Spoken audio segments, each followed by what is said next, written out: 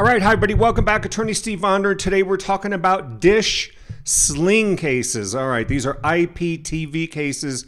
These are the cases where you go online and you're looking for the ultimate TV and movie package, sports, you want all that stuff, okay? We live in this age now, there's a million different channels out there, literally.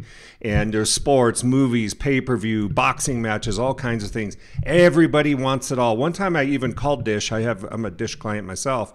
I called Dish and I say, how much would I have to pay to have access to every single show? Like, I just want unlimited access to everything that comes up.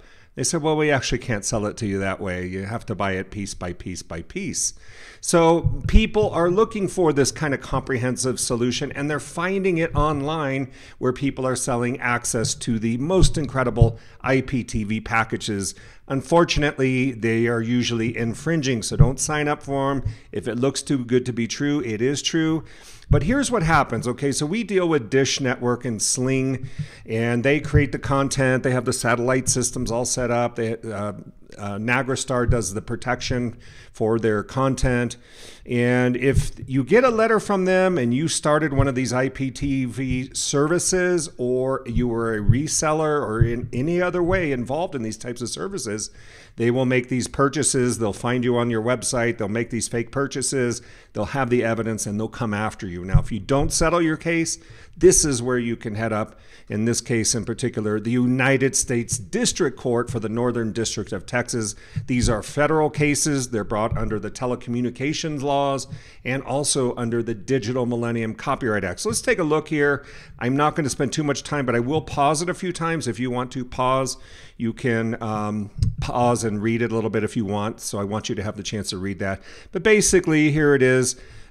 Dish and Sling filed a lawsuit and action against defendants.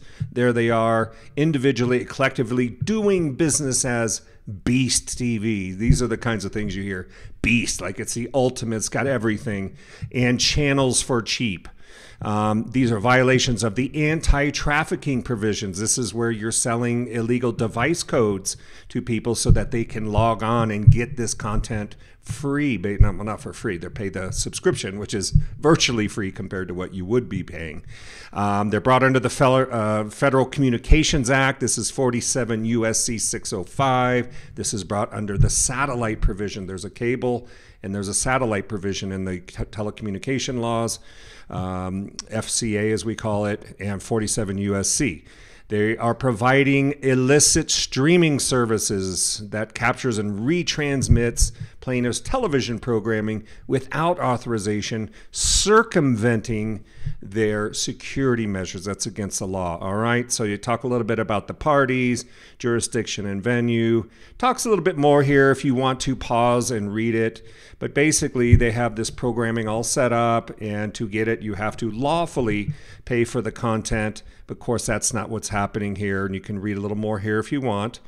And essentially, it's DRM technology, digital rights management, that's protecting their content. So you have to access it legally. If you're going around it, hacking it, or providing pirated codes and things to get into the software and into their content, that's a problem.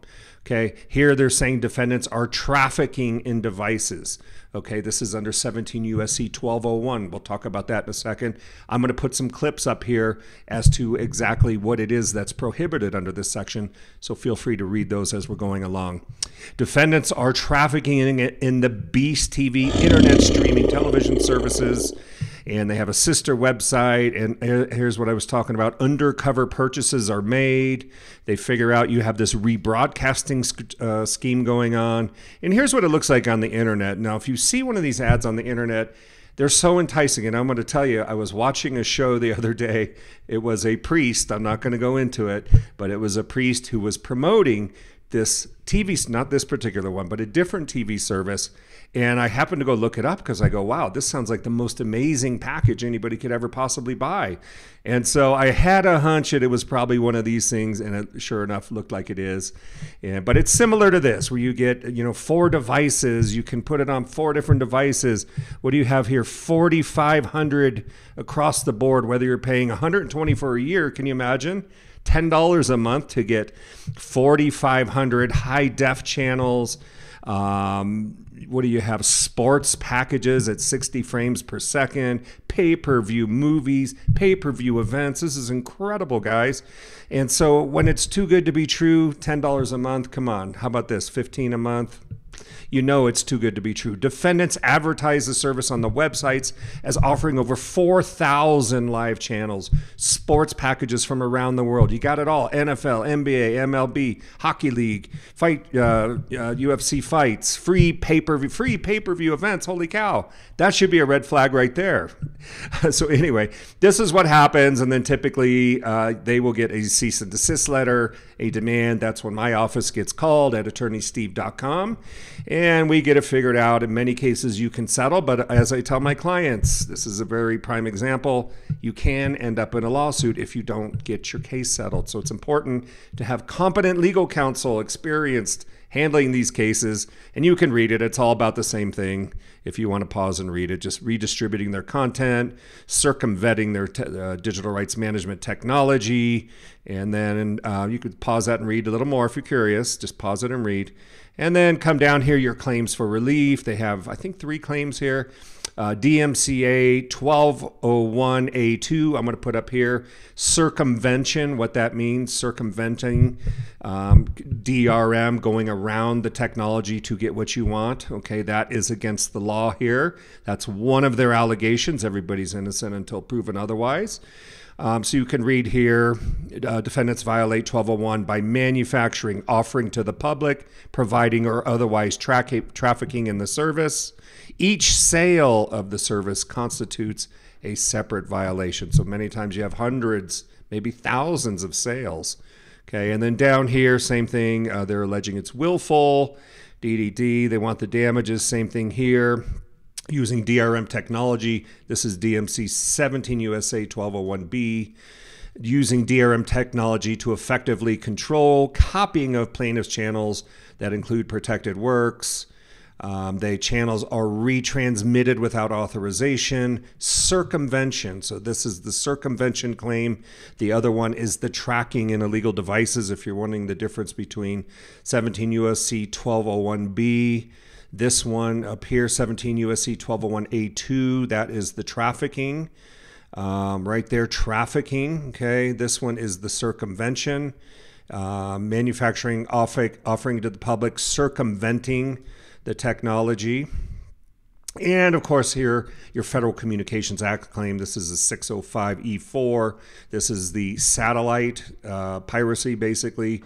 Satellite piracy, willful for commercial gain, private advantage. And many times they will go after the company and the individuals because the case law says if you're guilty of this right here, using it for willful and for purposes of commercial and advantage and private financial gain, they can go after officers and directors. So if you go up here, let's see who was sued. Individuals here, individually and collectively, these are maybe DBAs, yeah, doing business as. So it doesn't look like there was a formal corporation here, but you can see this is what IPTV defense is all about. If you're wondering, we talk about our IPTV defense services all the time. And I just wanted to give you a look to my clients, especially. You can, if we don't get these settled, you can end up in a lawsuit. As you can see here, they want an injunction. They want to stop you from doing this, stop you from doing that, stop you from circumventing their technology. And they want $2,500 for each violation in count 1 and 2 that we went over, circumvention and trafficking. So they want $2,500 for each violation. That can really add up. And ordering actual damages together with the defendant's profits. And sometimes these profits can be huge. I don't think most people realize just how much money you can make selling pirated TV, movies, sports, and pay-per-view for $15, $10 a month. That can really add up. You can get a lot of clients pretty fast, only to find yourself losing your money when you get caught and you have to settle your cases. So that's a quick overview, guys. This is general legal information only. Here's their law firm in Texas, Houston, Texas, files these complaints. Hagen, Knoll, and Boyle. If you get a letter from them, you know you're probably going to be in big trouble. Here's a civil cover sheet if you've never seen one. They have clicked here. The nature of the suit is other statutory actions, the DMCA. and the Federal Communications Act. So there you have it. And general legal information only if you're busted. And for consumers, guys, don't fall for it. You're going to get involved. They don't really go after the viewers. I haven't really seen that, but your information can be shared as part of an information list, customer list. So you'd rather just do it legitimately if you're going to do it. Keeps yourself out of trouble, and you can sleep at night, which is a wonderful thing. All right, if you find yourself caught up in a trap in Dish, Sling, NagraStar cases, or MPA, another one, Motion Picture Association, and the ACE Alliance, they're also out. So you got a lot of people out there looking. It's wise not to get in these services. A lot of people get in because A, they don't realize that it's wrong.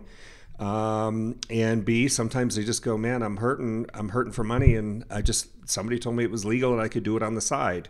At any rate, this is what it looks like, guys. IPTV defense, Dish, NagraStar cases. Thanks for watching. Feel free to share this video on your social media networks, and make sure to subscribe. 42,000 subscribers. People like legal content. Politics is boring. So learn something new every day. As we like to say, be smarter than your friends. Gotta run. Attorney Steve. Bye now.